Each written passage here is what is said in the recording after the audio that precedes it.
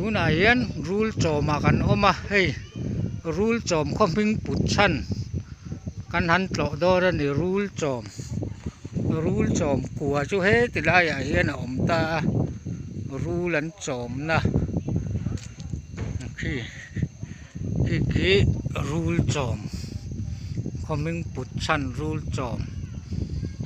a kua chu ni ta ni ti hian he ti lai hian kan chhawanga he ta hian ti hian lungphun a lo awm ani lungdaw ti zawk te ang hei hi kawi lam hovin mihring ngei pe a an chawm thin rule pui kua ani ti a inziak a English nen hei he ti laiah hian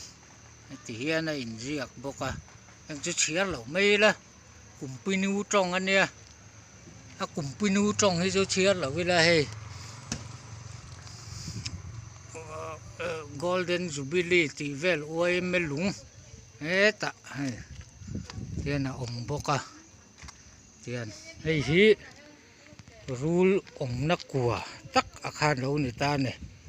rule an chawm a ti hian mihring an pe a ti khan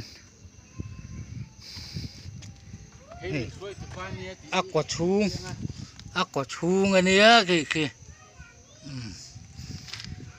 he ti lai lo lang he za puya za than puya kan thian pa ania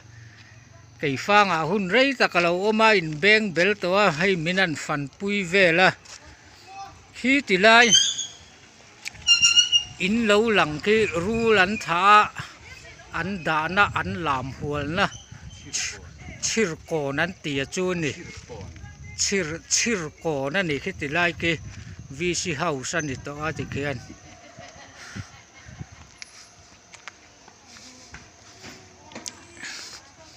hei hi rule chawm khua chu ni ta ni hian he ta rual lung te he ti hian khua awm chho ani he ta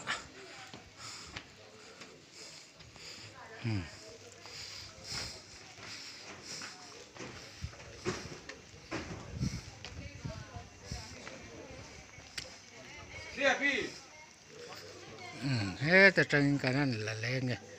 rule chawm khua